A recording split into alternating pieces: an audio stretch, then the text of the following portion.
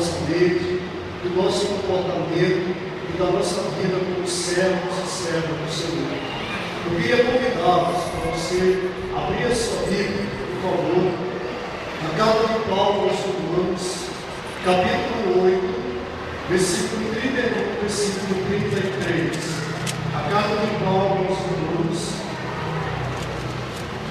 capítulo 8,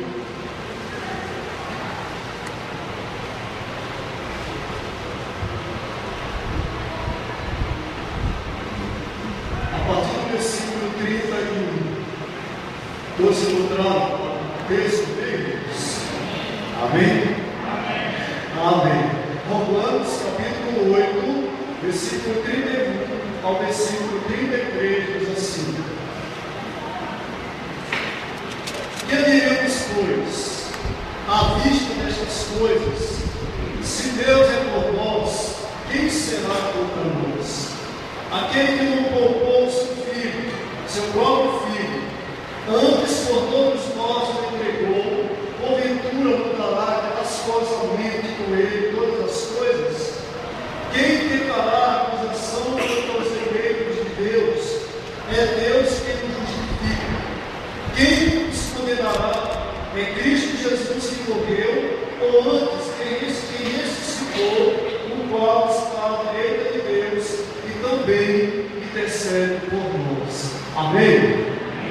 Senhor, mais uma vez, ó Pai, nós nos dirigimos ao Senhor em oração.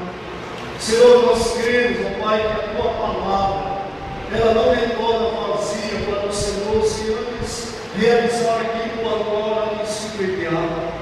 Senhor, que além de mim, ó Pai, além das minhas forças, além da minha meditação, além do meu entusiasmo, além de qualquer outro sentimento que haja em mim, nesse momento, Pai, eu peço que Teu Espírito, ó Deus, ele complete a palavra enviada à Tua igreja nessa noite, e que essa palavra, Deus, ela venha, Senhor, e encontre um lugar, Deus, de abrigo, um lugar secreto na nossa alma e no nosso coração, e que ao sairmos desse tempo, Pai, nós possamos ter a convicção de que o Senhor é por nós, de que o Senhor ainda é o Deus que nos ama. Por isso eu oro e abençoo a Tua igreja, em nome do Senhor Jesus. Amém e amém. Amados, o texto que eu queria transcorrer essa noite, tema da mensagem, eu poderia falar uma frase perfeita. Eu queria deixar para a igreja essa noite, eleitos por Deus. Amém? Diga para o pessoal do nosso lado aí, ó, eleitos por Deus. Amém? Eleitos por Deus.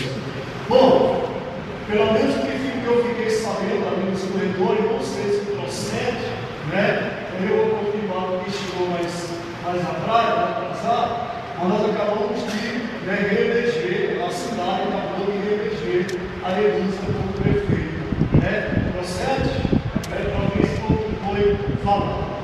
Bom, queridos, mas durante todo esse dia, todos nós estivemos envolvidos com esse processo eleitoral. Todos nós estivemos envolvidos com esse processo de votação, uns votaram no vereador, para o prefeito, enfim. E, consequentemente, a partir de amanhã nós vamos saber quem for prefeito, nós já sabemos, mas quais foram os vereadores que foram eleitos por nós. Você pode dizer, eu não votei esse vereador, mas a maioria decidiu, e essa maioria colocou, de alguma forma, a nossa vida, a nossa vida social em questão, porque, querendo ou não, nós somos governados por essas pessoas. Então, eles vão governar sobre a nossa vida durante 4 anos, não é verdade? E muitas decisões vão ser tomadas, muitas decisões vão ser, de alguma forma, tomadas até eu diria de alguma forma, em detrimento da opinião de muitos de nós, não é verdade? Porque nós elegemos o judiciário e o legislativo da nossa cidade. Queridos, a igreja de Roma é uma das únicas igrejas que Paulo não ele não teve participação direta na sua fundação. A igreja de Roma, na verdade, Paulo e alguns convites, ele tem o desejo de conhecer, de visitar aquela cidade, né? Que ele sabia que existia ali uma igreja vigorosa, uma igreja grande, era uma igreja grande, a igreja que estava em Roma, mas era uma igreja que Paulo ele não conhecia de vistas. E essa carta que nós acabamos de ler, ela foi escrita no ano 56 depois de Cristo, na cidade de Acaia, né, que hoje é a Grécia. Paulo então escreve essa carta porque algumas situações estavam acontecendo naquela igreja. Algumas situações estavam acontecendo no meio daquele irmão que ele fica sabendo. E como Paulo naquela época não é semelhante aos nossos dias, não é? Eu imagino Paulo nos dias de hoje, se ele fez o ministério que fez, em uma época de difícil locomoção, de difícil comunicação, de difícil contato com as pessoas, né? Pela distância geográfica. Imagine Paulo hoje, nos dias de hoje, com toda essa tecnologia, com toda essa evolução do meio do transporte, né? Que ministério esse nome de Deus não fazia, ou não faria, né? Porque Paulo ele aproveitava todas as coisas para pregar e para deixar conhecido o nome do Senhor Jesus. E essa carta, então, quando ele estava na cidade de Acaia, na Grécia, né? Mais popularmente conhecida como Corinto, ele escreve essa carta para Roma, para a igreja que estava em Roma, porque ele ouviu falar que algumas coisas estavam acontecendo naquela igreja. E que coisas eram essas? Bom, essa comunidade, essa igreja, é a maior igreja pagã cristã, né, nesse contexto de Novo Testamento, do surgimento dessa igreja. Então, muitos pagãos haviam se convertido ao cristianismo, e Roma, na verdade, era o berço do paganismo daquela época. E Paulo, então, ouvindo falar que alguns judeus haviam se convertido naquela igreja, naquela região, e juntamente com esses gentios que estavam se convertendo a Cristo, começou a haver uma grande dissensão, começou a haver uma grande contenda no meio daquela igreja. E que contenda era essa? Os judaizantes, os judeus que se converteram ao cristianismo, começaram a dizer para os gentios que eles deveriam se submeter à lei de Moisés, que eles deveriam adorar a lei de Moisés, que eles deveriam seguir os preceitos de Moisés, se de fato eles quisessem alcançar a salvação que Jesus estava propondo. Para eles, não era necessário apenas seguir a Jesus.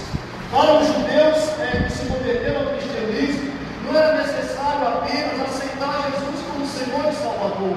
Era preciso seguir a lei, seguir a Torá. E por isso, esses cristãos, vamos dizer assim, gentios, estavam ficando meio que coagidos pelos judeus a seguir ou não a Torá, seguir ou não a lei, seguir ou não os preceitos judaicos de purificação, seguir ou não essa nova tendência, né? Na verdade, Paulo, quando ouve falar disso, ele escreve para essa carta para dizer que, de maneira nenhuma, aqueles cristãos de Roma deveriam se submeter novamente ao jugo da lei, deveriam se submeter novamente aos preceitos da lei judaica. Se você observar toda a carta de Paulo aos Romanos, é uma contradição, na verdade, é uma oposição à lei. Lei versus graça. E Paulo vai dizer que entre a lei e a graça de Deus superabundou a lei. Porque agora a lei, ela está implícita no nosso coração, seja judeu ou seja gentio, seja qualquer nação ou qualquer povo, a lei de Deus está estabelecida na nossa alma, na nossa mente e no nosso coração. Aí, para essa igreja, Paulo então usa essa expressão, eleitos de Deus. Nós somos eleitos de Deus.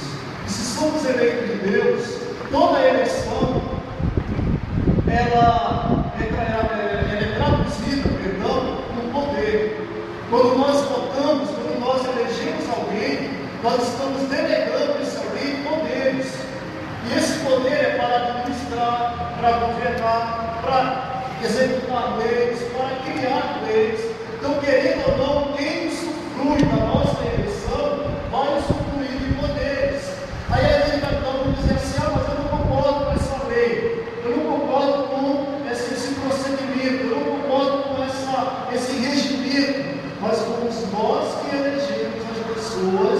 nos representam e que vão criar essas leis. Que querendo nós ou não, nós vamos ter que nos submeter a essas leis. Porque quando nós elegemos, nós delegamos autoridade, delegamos poder, delegamos uma série de situações a essas pessoas. E o que Paulo está dizendo quando ele usa essa palavra, olha, vocês também são eleitos de Deus. Não é no sentido da predestinação, do predestinismo, não é? Não é essa questão de dizer, uns foram eleitos para a salvação, outros foram eleitos para a condenação, uns foram eleitos para a graça e outros foram eleitos para o contrário da graça, a antigraça. Não é nesse sentido que Paulo usa essa palavra, quando ele diz que nós somos eleitos de Deus.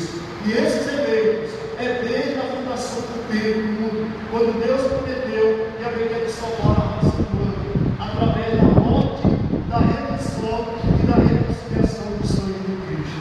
Amém? Aí ele diz para os romanos o seguinte: quem acusará aqueles que Deus elegeu? Em outras palavras, ele está dizendo, olha, eu não vejo que esse grupo de judaizantes, essas pessoas que estão aí dentro da igreja de Roma, convençam você do contrário, que vocês são crentes pela metade, que vocês não vão usufruir da graça, da bênção de Deus, porque falta uma parte, e essa parte seria o cumprimento da lei. Não, vocês foram eleitos, e como eleitos, vocês têm todos os direitos e deveres, vocês têm todos os privilégios e bênçãos que o antigo povo de Israel tinha e abriu mão disso. Então Paulo vai falar uma série de situações para os romanos que agora eles são agraciados a partir do momento que eles aceitaram essa postura como eleitos e eleitas de Deus. E é sobre isso que eu queria destacar essa noite, queridos. 4 poderes ou 4 situações que Deus criou na minha vida, criou na tua vida, a partir do momento que nós aceitamos essa eleição de Deus para nossas vidas. A partir do momento que nós aceitamos a Jesus como Senhor e Salvador das nossas vidas, esses direitos, eles são de propriedade exclusiva minha e sua, porque eu e você somos eleitos de Deus. Amém, Deus? Eleitos e eleitos de Deus. A igreja de Roma, na verdade, ela representa nós, gentios. Estamos entrando agora pela porta da salvação, quase que pela saída de emergência. É Deus que abre essa brecha, é Deus que abre essa visão, né? Onde eu e vocês estamos agraciados por essa eleição. Lembrando que quando Deus ele converte o Paulo se converte ao cristianismo, é Paulo que vai abrir a mentalidade dos discípulos, porque eles ficaram somente em Jerusalém, Samaria e Judéia. Como Jesus falou para eles, ao vir pregar o Evangelho, né, em Samaria, na Judéia, né, e em Jerusalém, eles ficaram só ali. Então, quando Paulo converte, e que ele também vai entrar nessa onda de pregar só para os judeus, ele diz a palavra que foi pregar em determinado lugar, e o Espírito o impediu, e ele teve uma visão de Deus, né? O homem dizendo para ele, Paulo, passa a Macedônia e ajuda-nos, né? Deus então ele abre esse caminho para o Ocidente, e nós somos agraciados por isso. Então, a carta de Paulo aos Romanos, na verdade, é uma carta de Paulo para nós no dia de hoje, porque nós somos esses gentios, nós não somos da linhagem pura de Israel, nós não somos judeus, nós somos brasileiros, né? Latino-americanos, e por isso nós também estamos debaixo desse mesmo guarda-chuva da eleição. Somos eleitos de Deus, amém? Foi Deus quem elegeu a igreja em Roma, e essa eleição faz deles, primeiro, filhos de Deus, amém? Diga para a pessoa consular, filhos de Deus. A partir do momento que eu aceito essa eleição de Deus sobre a minha vida, eu entendo que a partir desse momento eu sou um filho e uma filha de Deus. E Paulo vai dizer o que os judeus estavam dizendo para eles, né? Para os romanos. Olha, vocês são cidadãos de segunda categoria. Vocês não são filhos de Deus, vocês são apenas criatura de Deus, seja lá, né? Nós nem conseguimos imaginar o que os judeus estavam falando para os romanos. Só que Paulo, então, sabendo disso, escreve essa carta e diz: olha, vocês foram e são eleitos de Deus. E uma vez que vocês são eleitos de Deus, ninguém pode trazer nenhum juízo de condenação sobre vocês. Porque agora vocês também são filhos de Deus por meio dessa eleição. E aí ele vai falar, Romanos capítulo 9, versículo 25. Assim como também diz em Oséias: chamarei povo meu ao que não era povo meu, e amado ao que não era amado. E no lugar em que ele disse: vós sois meu povo, ali mesmo serão chamados filhos do Deus vivo. Amém? Paulo está dizendo para essa igreja de Roma: olha, Oséias já havia profetizado o que está acontecendo no meio de vocês. Vocês não estão entrando aí como cidadãos, como povo de Deus, como filhos de Deus, de segunda categoria, ou bastardos, ou simplesmente adotados. Não, vocês têm os mesmos direitos que estavam sobre Israel, como filhos de Deus, porque agora vocês são eleitos de Deus. E uma vez eleitos, vocês também têm o mesmo patamar de filhos, porque agora nós somos filhos do Deus Altíssimo. Amém? Porque nós entendemos que através da promessa que Deus fez para Abraão, disse: olha, muitos serão filhos da promessa, filhos de Isaac. Através de você, Abraão, eu abençoarei todas as famílias da terra. E por isso nós estamos aqui nessa noite. Amém? Como eleitos e eleitas de Deus, também filhos. Tanto os judeus que se convertem, para todos os povos que se convertem, todos os continentes onde uma vida se converte a Jesus, todos debaixo dessa eleição que Deus fez, nos elegeu em Cristo. Na verdade, Deus deu um voto para nós, um voto que Ele não saberia como nós devolveríamos essa confiança que Ele depositou em nós. Mas uma coisa eu sei: o poder desse voto, o poder dessa autoridade que Deus deu a nós, nos faz filhos e filhas de Deus. E Paulo não diz para os romanos: olha, não liga para esses judeus que estão dizendo para vocês que vocês não são filhos de Deus. Vocês são filhos sim, porque vocês também são herdeiros das mesmas promessas que Deus fez a Abraão no passado. Foi Deus que elegeu a igreja de Roma, e a nossa igreja, e por isso Ele faz deles herdeiros de Deus. Olha, se eu sou filho, automaticamente eu vou ser herdeiro. O que os judeus estavam dizendo para os romanos era: olha, vocês não vão herdar as promessas de Deus. Você não tem direito a herdar nada das promessas da palavra de Deus que Ele prometeu ao seu povo, que somos nós. E Paulo então sabiamente diz: olha, na verdade vocês são filhos, através da eleição que Deus fez. E não somente filhos, vocês também são herdeiros das mesmas promessas que Deus fez a Israel. Por isso eu e você também somos herdeiros dessa mesma promessa. Amém? Romanos 8,17. Ora, se somos filhos, somos também herdeiros. Herdeiros de Deus e co-herdeiros com Cristo. Se com Ele sofremos, também com Ele seremos glorificados. Amém? Por isso, o peso que está sobre nós não é sobre o peso de uma cruz, mas também o peso de uma glória, de uma coroa de glória, que está destinada a todo aquele que fala, se sente filho de Deus, e não somente filho de Deus, mas também co-herdeiro, herdeiro com Cristo Jesus. Porque todas as coisas que Jesus prometeu para a sua igreja, prometeu para o seu povo, prometeu para aquele e para aquela que seguiu até a morte, ser fiel até a morte, dar-te-ei a coroa da vida. Nós também somos herdeiros de Deus e de Cristo Jesus. Amém? Outro dia eu vi uma pregação muito interessante, que o pastor falava exatamente isso. Nesse mundo, todos nós temos uma herança, Uns receberão a herança do morto, que o salário do pecado é a morte, a herança dele, portanto, é a morte. Outros receberão a herança da vida, e a herança da vida é a coroa da vida que Jesus prometeu para cada um de nós.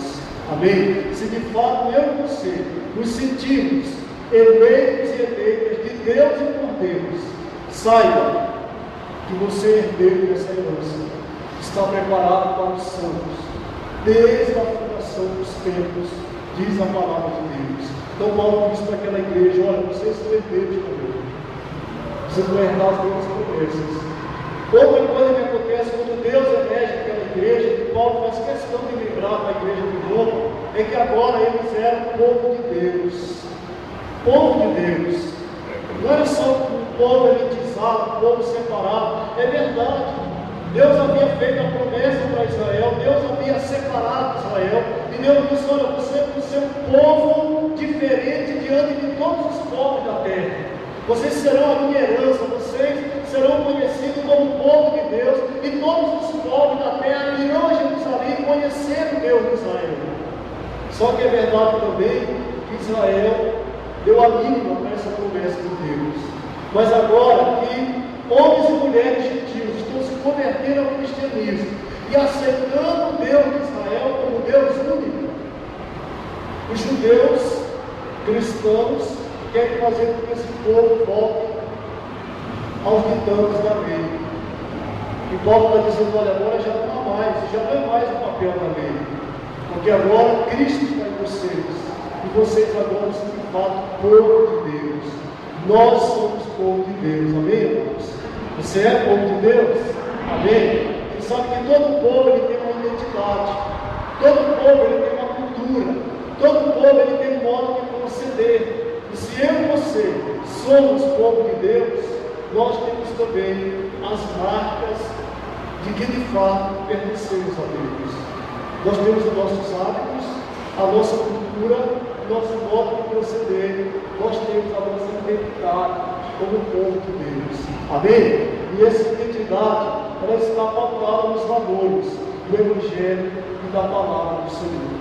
E finalmente, quando Paulo olha para aquele povo, como o povo de Deus, ele diz assim, Romanos 10, 17: mas pergunto, porventura não ouviram? Se por certo, por toda a terra se faz ouvir a sua voz e as suas palavras até os confins do mundo. Aonde é os confins do mundo? Governador Valadares, né? Não no sentido que está no fim do mundo, porque estamos longe de onde o Evangelho nasceu. Estamos milhares e milhares de quilômetros de onde surgiu essa promessa desse povo. Então nós somos os confins do mundo. Até aqui se faz ouvir a voz do Senhor. Portanto, até aqui existe um povo de Deus.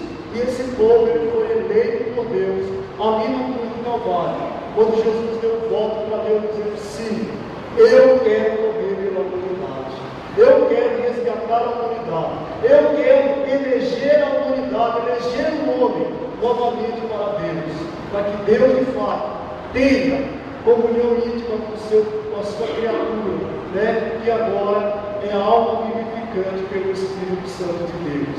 E finalmente, Paulo diz para aquela igreja: olha, uma vez que vocês foram eleitos, vocês são filhos de Deus, herdeiros de Deus, povo de Deus e transformados por Deus.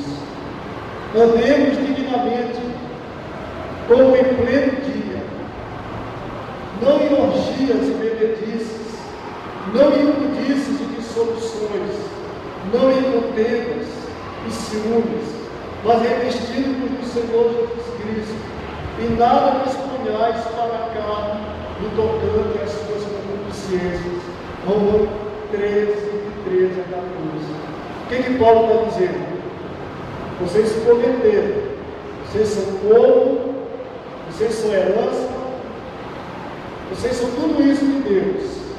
Mas agora Deus vai continuar o processo de transformação na vida de vocês. Lembrando que tudo isso que Paulo está falando, que agora ele não pode mais fazer, isso era comum em Roma. Né? Roma era o pau, vamos dizer assim, de todo tipo de espetáculo. E Paulo está dizendo: olha, mais uma vez agora que Deus elegeu vocês, Deus mesmo vai transformar essa velha natureza de vocês em uma nova natureza, segundo os eleitos de Deus, segundo aqueles que Deus ama, segundo aqueles que Deus, buscou e busca, porque Deus agora não faz acepção de pessoas. Deus ama todos e todas, e por isso ninguém odeia o que Deus está fazendo no meio de vocês. Amém? Eu e você fazemos parte dessa eleição. Amém, irmãos? Eu disse que eu e você fazemos parte dessa eleição. E não é uma eleição qualquer. As pessoas a quem nós votamos, em quem nós votamos, cheias de esperança, às vezes imbuído pelas promessas, a gente sabe que ao longo do caminho muitos de nós vão nos iludir. Promessas vão ser cumpridas, e uma série de situações vão acontecer. Mas essa eleição que Deus fez por mim e por você, Jesus ele deu um voto de Minerva, um voto decisivo, para que eu e você tivéssemos esses privilégios que não eram nossos. Nós não tínhamos nenhum direito sobre isso. Nós não tínhamos nenhum direito nem de chamar Deus de nosso Deus. Lembra quando Paulo chega lá em Atenas, e ele chega naquela cidade, a Bíblia fala que ele andando pela cidade tinha tempo para tudo quanto era Deus. Tudo quanto era Deus tinha tempo. Porque o povo daquela cidade pensava o seguinte: olha, vai que nós. Aí Paulo chega numa praça, tem um templo lá, escreve o seguinte: olha, esse templo aqui é ao meu Deus conhecido, ao Deus que nós não conhecemos. Que aquele povo era tão religioso que eles tinham medo do seguinte: olha, vai que nós esquecemos de algum Deus. E esse Deus, ele é irado, ele manda um castigo para nós, manda punição. Então vamos deixar esse templo aqui reservado ao Deus desconhecido. Se ele olhar, ele vai lembrar que nós livramos dele. E Paulo então começa a sua pregação dizendo o seguinte: olha, é esse Deus desconhecido que eu prego para você neste dia. Nós seguimos assim, adorando todo tipo de Deus, pedra, pau, gesso, porque nós entendemos que existia uma divindade. Mas essa divindade ela não se revelou a nós. Nós, porque fomos eleitos de Deus, Deus se revelou a nós. Agora não somos mais conhecidos. Reconhecemos e conhecemos que existe Deus. E que essa eleição faz de mim e de você filhos de Deus. Amém? Você é um filho, uma filha de Deus. Agora ele pode dizer: eu sou filho de Deus. Eu sou filha de Deus. Porque Deus me elegeu para tal. E como filho de Deus, Ele me chama a viver de acordo com a identidade do Pai. Filho que é filho, dizem que tem um ditado dos antigos que fala assim, que o bom filho, a casa sempre retorna, sempre volta, E é verdade, o bom filho sempre está voltando em casa. Por quê? Porque ele se identifica com o Pai, ele se identifica com seus pais.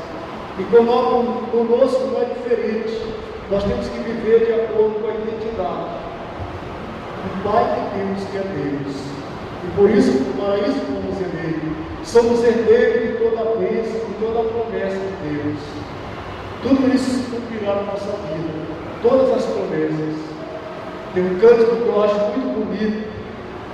Que eu particularmente, eu acho que deveria ser colocado para nós cantarmos de vez em quando, uma vez ou vez, para a gente sempre lembrar disso. Eu não correrei atrás de bênçãos, porque eu sei que elas me alcançarão.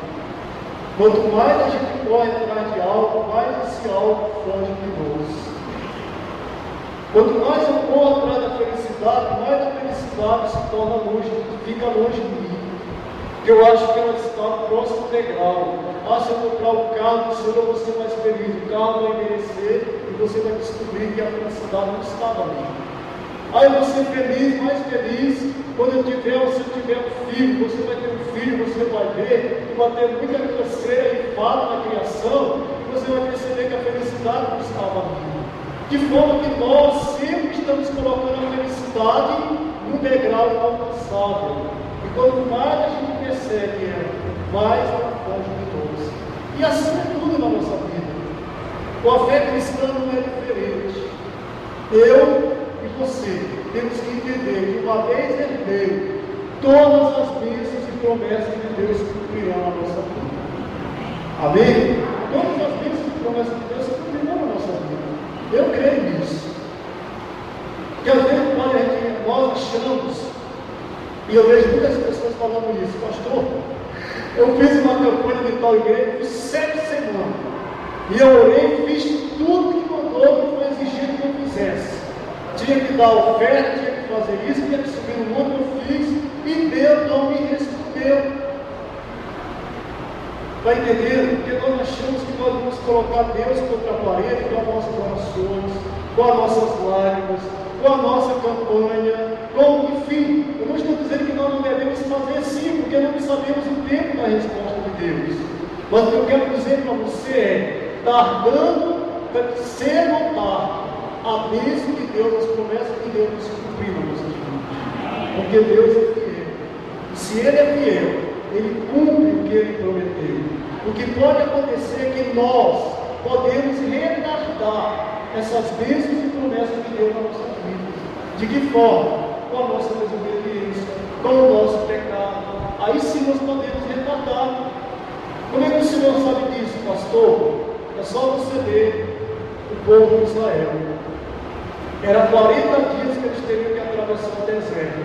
Mas por causa das rebeliões, constantes rebeliões, a Bíblia falou que Deus acrescentou 1 ano, perdão, 10 anos a cada ano que eles haveriam de atravessar. Perdão, 1 ano a cada dia, né? Tornando-se 40 anos eles peregrinaram pelo deserto. Aí quando a gente lê o mapa bíblico, o que você vai entender? Tem uma passagem do Egito para a Palestina que está muito clara, perto de Bereia, né? E a Bíblia diz que quando eles passavam por ali, uma nuvem cobria aquele lugar que eles não achavam passagem e ficavam dando ciclo pelo deserto. E a palavra diz que uma geração morreu ali no deserto, não entrou na terra prometida, porque retardaram a bênção e as promessas de Deus na vida dele. Mas Deus cumpriu na vida daqueles que foram fiéis, na vida de Josué e Caleb, e graças a esses dois, a geração deles, pôde entrar na terra prometida e ver com seus próprios olhos o que Deus havia prometido para os seus pais. Então eu creio que a herança do Senhor é sua e é minha, né? Basta nós tomarmos posse no sentido de viver em obediência ao Senhor. Somos povo de Deus, um povo de cultura e língua, de comportamento diferente. E finalmente, nós somos transformados pelo poder do Espírito. Romanos capítulo 12, versículo 2, diz assim, olha, mas renoveis a vossa mente, não vos conformeis com este século, mas permita que Deus renove a mente de vocês dia após dia, porque esse é o processo da eleição de Cristo. Nós não estamos prontos, estamos sendo transformados de hora a hora. E eu queria concluir, dizer o seguinte, uma eleição há vários candidatos. Paulo está dizendo aos romanos que Deus nos elegeu, mas também existem outras situações que nos elegeram também, para o fim. Você quer ver? Satanás, ele elegeu um homem para ser o seu fantoche. Sabe uma das coisas que eu acho mais bonita no Evangelho? É exatamente isso. Deus, ele não pega a nossa vontade e fica nos manipulando, não é? Eu quero que você faça isso. Tem muitos crentes que têm essa ideia errônea, equivocada de Deus. Ah, mas se eu me converter, se eu permitir que Deus transforme a minha vida, se eu tiver que andar nesse caminho que a Bíblia fala que eu tenho que andar, eu vou ser um robô. Não é verdade. Satanás elegeu o homem para ser o seu fantoche. O homem na mão do diabo, ele não tem vontade, ele não tem querer, ele não tem liberdade, ele não tem absolutamente nada. Você concorda comigo? Ou uma pessoa que está bêbada na sarjeta, você acha que aquela pessoa tem vontade própria? Ela tem um poder de decisão. Uma pessoa que está acorrentada pelo vício do crack, da cocaína, que é comum no nosso contexto social, você acha que essas pessoas elas têm liberdade, elas têm vontade própria? De maneira nenhuma. Satanás elegeu o homem para ser o seu fantoche. O mundo elegeu o homem para iludi-lo, ludibriá-lo, né? Iludir com toda a fama, com toda a glória desse mundo. Lembra que Satanás fez essa mesma proposta para Jesus: se prostrar e adorar, eu te dou toda a glória do mundo. Você já observaram que os ídolos dos nossos filhos são pessoas fúteis, pessoas vazias, pessoas extremamente carnais, pessoas que em muitos momentos têm vínculos com Satanás. Os ídolos da nossa geração são ídolos vazios, são ídolos que não têm nada a oferecer a essa geração. Satanás nunca elegeu o homem para ser seu, para iludir e ludibriar. A carne elegeu o homem para dominar, mas Deus elegeu o homem para a glória do Senhor. Deus elegeu para que a sua vontade, a sua glória fosse manifesta através das nossas vidas. Amém? E ele se volta a dizer naquela igreja: vós sois eleitos de Deus. E como eleitos, nós temos direitos, mas também temos deveres. E eu e você que estamos aqui nessa noite, não escolhemos ser eleitos, mas Deus nos escolheu, para que as nossas vidas sejam de fato vidas abençoadas e abençoadoras. Amém? Eu queria convidá-los para nós nos colocarmos de pé nessa noite. Eu queria orar com você nessa oportunidade. Em nome de Jesus.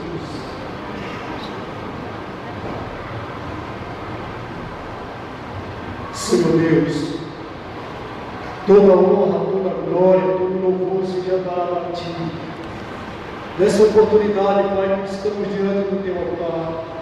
Senhor, Tu sabes, ó Deus, o que se passa no nosso coração, na nossa mente, ó Pai, nesse momento. Deus, muitos de nós, ó Pai, todos nós que aqui estamos já votamos, quem não votou, ó Pai, justificou, mas de alguma forma, ó Pai, nós delegamos poderes, ó Pai, as pessoas que estarão administrando essa cidade nos próximos 4 anos. Senhor, no decorrer, ó Pai, que nós vamos perceber, ó Pai, o que de fato fizemos, ó Pai, e, ó Deus, delegamos esse poder e essa autoridade. Mas nessa noite, Pai, nós queremos saber qual foi o poder que o Senhor delegou a nós como eleitos e eleitas de Deus.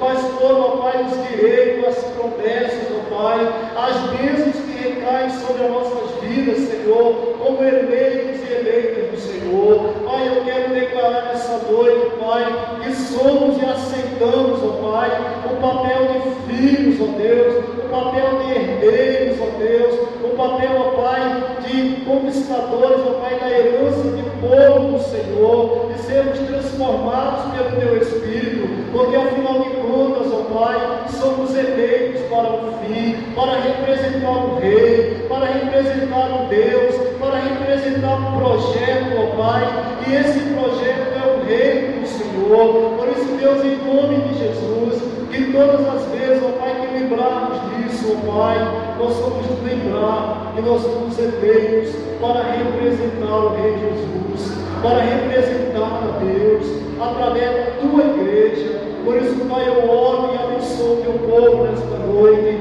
sabendo, ó Pai, que todas essas bênçãos, ó Pai, toda essa herança, Senhor, conquistada pelo Senhor na cruz, faz parte da nossa realidade espiritual.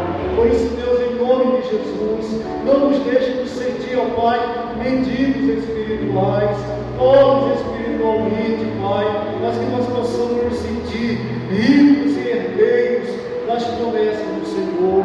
Pai, é o que eu oro e abençoo a Tua igreja nessa noite, para o louvor da Tua glória, como filhos, povo e herança Tua. É que oramos, em nome do Senhor Jesus. Amém. Amém.